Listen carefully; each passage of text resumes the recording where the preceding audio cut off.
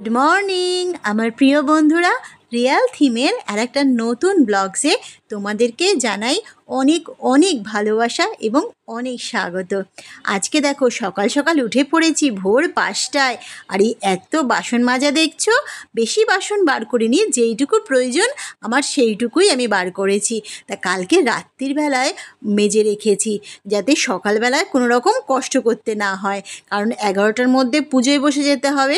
প্রত্যেক বছরের মতো এবারও আমরা করছি গণেশ পুজো। তা আমার বাড়িতে না এই গণেশ পুজোটা করতে হয় প্রত্যেক বছর।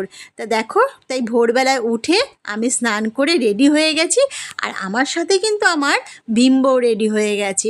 আর ওঠার পরে দেখো আমি একটুখানি করে নেব পায়েস, একটু সিমাইয়ের পায়েস। আমাদের যেহেতু অন্নভোগ দেয় না, তাই এই জন্য একটু সিমাইয়ের পায়েস, একটুখানি লুচি আর একটুখানি ভাবছি সুজি করে নেব ওখানে। আমার বাড়ির এই গণেশ পুজো ছোট করে হলেও করতে হয়, কারণ জানো, কারণ এর পেছনে একটা অনেক গল্প আছে। গল্পটা হলো, আমার বাড়িতে যে গণেশটা আছে সেটাকে বলে মহারাষ্ট্রিয়ান গণেশ। আমার শাশুড়ি একবার বম্বে গিয়েছিল, মানে প্রত্যেক বছরই যেতে হয়, বছরে অনেকবারই যেত, প্রায় 6-7 বার করে যেত। তা তখন ওই শাশুড়ি মা যেহেতু বম্বে থাকতেন, তখন একবার আমার শাশুড়ি মা একা একা ফিরেছিল।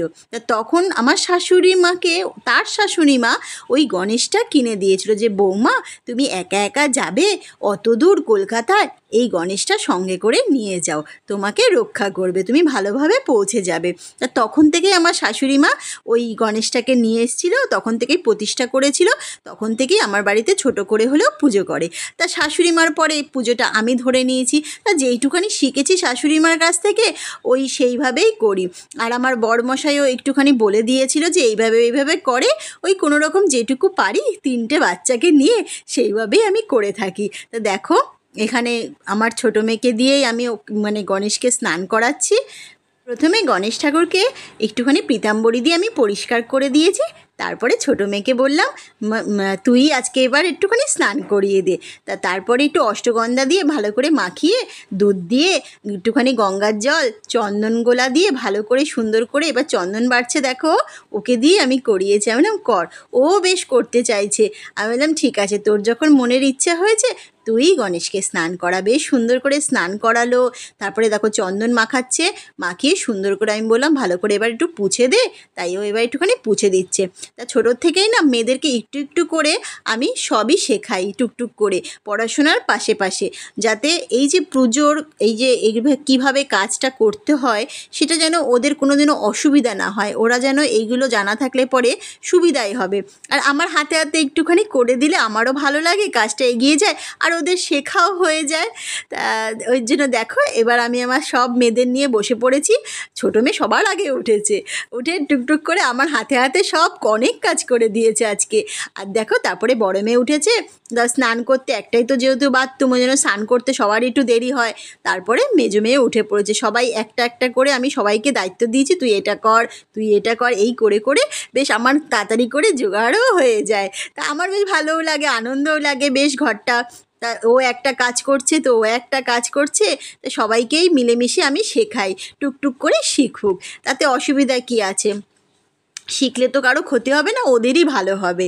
তো দেখো কোনটা কি ঠাকুরের পুজোতে কোনটা কিভাবে করতে হয় এখন থেকেই যদি শিখে রাখে বাচ্চারা, তাহলে ওদেরই ভবিষ্যতে ওদেরই লাভ আছে। আর তোমাদেরকে একটা কথা বলি, জানো তো, তোমরা একটুখানি লক্ষ্য করে দেখবে মহারাষ্ট্রিয়ান গণেশের সুরটা কিন্তু একদমই আলাদা হয়। এখানকার যে গণেশ পাওয়া যায় সে তার সুর আর মহারাষ্ট্রিয়ান গণেশের সুর একদমই আলাদা। তোমাদেরকে আমি দেখাবো ওখানে, তোমরা দেখে ভালো করে একটুখানি বোঝার চেষ্টা করো। আর দেখো মহারাষ্ট্রিয়ান গণেশ পুজোতে এই ঘরটাই হলো মেন। এই ঘরটাকে সুন্দর করে সাজিয়ে নিয়ে এর মধ্যে একটুখানি সুপারি, এর মধ্যে একটুখানি 1 টাকার কয়েন দিয়ে, আর এই নারকোলটাকে পুরো এইভাবে পেঁচাতে হবে। আর দেখো আমি একটু চন্দন লেপে দিচ্ছি, চন্দন দিয়ে সুন্দর করে আমি এর ওপরে বসিয়ে দেবো। এইভাবেই মহারাষ্ট্রেতে এইভাবে নারকোলটাকে পুরো কাপড় দিয়ে হোক বা এই সুতো দিয়ে হোক, লাল হলুদ সুতো দিয়ে এইভাবে পেঁচাতে হয়। আমার বর এটা আমাকে শিখিয়ে দিয়েছে যে এইভাবে নারকোলটাকে পুরো সুতো দিয়ে পেঁচিয়ে দেবে। তা এটা আমার বরই তৈরি করে দিয়েছে। ও কালকে রাত্রিবেলা বসে বসে। আর নিচে দেখো এইভাবে চাল দিতে হয়, চাল দিয়ে তারপরে বসাতে হয়। তা যেইটুখানি আমার বড় আমাকে বলে দিয়েছে, মহারাষ্ট্রে ও আর কি বম্বে গিয়ে দেখেছিল এইভাবে পুজো করতে হয়, তা ওইভাবে সেইটুকুনি আমি ছোট করে সেইভাবেই আমি করে থাকি। আর মনের ভক্তি দিয়ে পুজো করি, ব্যাস, তাহলেই ভগবান সন্তুষ্ট। এই দেখো ঘরটা আমার এবার রেডি হয়ে গেছে। এবার আমি অন্যান্য কাজগুলো সেরে নেব, এটাই মেন। তো এটাকেই ভালোভাবে করতে হয়। আর এই দেখো আমি আগের দিন তোমাদেরকে দেখালাম না যে গণেশের জন্য জামা পাচ্ছিলাম না, লাস্টে আমি এই কালারের ড্রেসটা কিনে নিয়ে এসেছি। এই ধুতির কালারের গণেশ মানে জামা কোনোদিনও গণেশ পরেনি। আর পাশে যে গণেশটা দেখছো ওটা আমার ছোটো মেয়ে পেতেছে, তা ওটাকেও ও বসিয়ে দিয়েছে। তা দেখো এবার আমার বাবলি দেখো পলতে সুন্দর করে, বেশ বললাম পঞ্চপ্রদীপটা তুই সাজিয়ে দে, তা ওই পঞ্চপ্রদীপটা দেখো ওই সাজাচ্ছে। বসে বসে ও একটা কাজ এইভাবে করে আমার হাতে হাতে করে দেয়। তা চলো দেখতে থাকো। হ্যাঁ, এটা পুরো ঘি দিয়ে কর। পুরো ঘি তো? হ্যাঁ, পুরো ঘি দাও, মাথাটা একটু ঘি দিয়ে ভিজিয়ে দিও।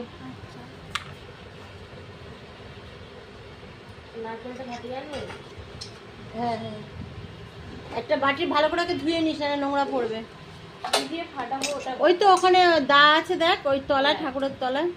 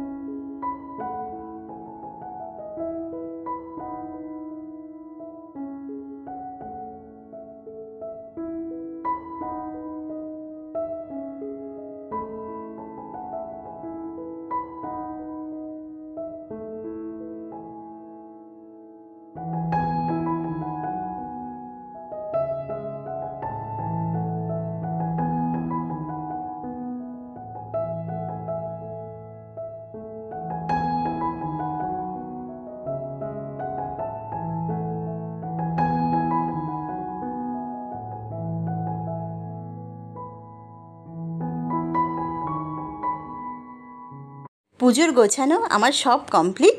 আর এবার গরম গরম আমি লুচিটা ভাজবো, ভেজে এবার আমি পুজোতে বসে যাব। তা তোমাদেরকে আর দেখালাম না, আমার মেজো মেয়ে বড় মেয়ে সবাই এসে লুচি ভাজতে বসে গেছিলো। তা সেই ভিডিওটা তো এখানে আমি দিলাম না। তা কী বলবো, তা মানে এক ঘরে বলে না, তিন রাঁধুনি পুড়ে মরলো ফ্যান গেল নি, আমার অবস্থা হয়েছে তাই। তা যাই হোক, লুচি ভাজা হয়ে গেল, এবার আমি পুজোয় বসে পড়বো। তা পুজোয় বসার পরে দেখো মালাগুলো বললাম একটুখানি পরিয়ে দে মালাগুলো। তা বিম্ব আর বাবলি দুজনে মিলে মালা পরিয়ে দিল। এবার আমি পুজোটা করে নেব। তা দেখো ঠাকুরমশাই আমি ডাকি না, আমি পুজো করি যবে থেকে বিয়ে হয়ে এসেছে। তা বই পড়ে পুজো করি মনের ভক্তি দিয়ে। তা কোনো এক বছর ইচ্ছা আছে মনে, যে ঠাকুরমশাইকে দিয়ে একবার পুজো করাবো। তা দেখো ঘরটা আমি পেতে নিচ্ছি। তা ঘট পাতা আমার হয়ে গেল। আর এই দেখো এই নারকোল, এটা হলো মেন।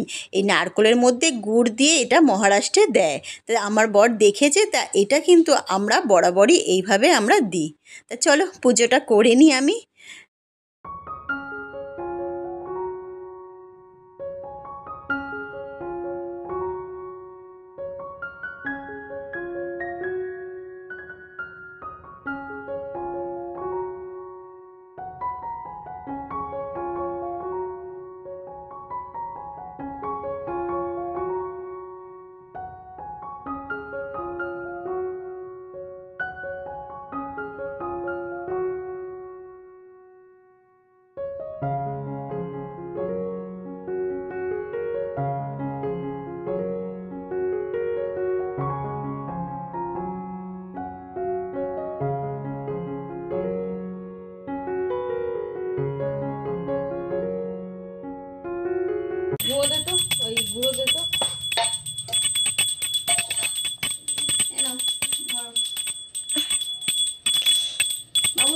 এবছর পঞ্চপ্রদীপটা আমি মেয়েদেরকে দিয়েই সাজিয়েছি, বললাম তোরা এবার সাজা।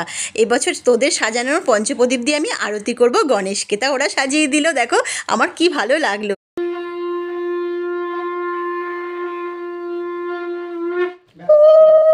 বাবলি দেখাও, হ্যাঁ তাড়াতাড়ি তাড়াতাড়ি।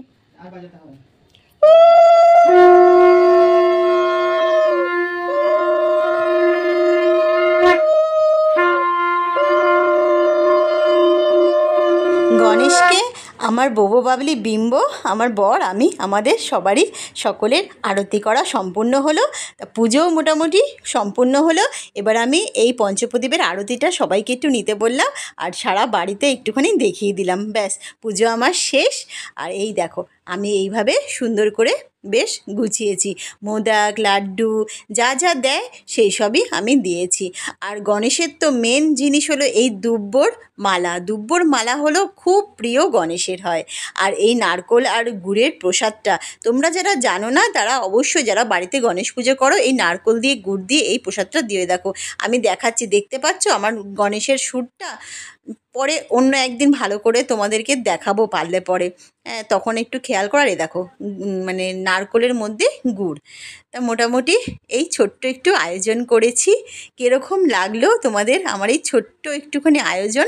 আমার 3 মেয়েকে নিয়ে সম্পূর্ণ করলাম আমি আজকের গণেশ পুজো।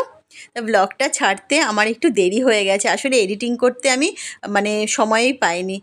একটু মানিয়ে নিও। আর কীরকম লাগলো ব্লগটা আমার অবশ্যই কমেন্ট করে জানিও। তা দেখো, আমার মেয়েদেরকে একটু করে প্রসাদ খেতে দিয়ে দিয়েছি। আর আমিও এবার একটুখানি প্রসাদ নিয়ে বসবো, একটুখানি প্রণাম করে নিলাম ভালো করে, সুন্দর করে। আর মোটামুটি আজকের পুজো, গণেশ পুজো সম্পূর্ণ হলো। ব্লগটা কীরকম লাগলো জানাবে তোমরা। যদি ভালো লাগে তাহলে কিন্তু অবশ্যই একটা লাইক আর সাবস্ক্রাইব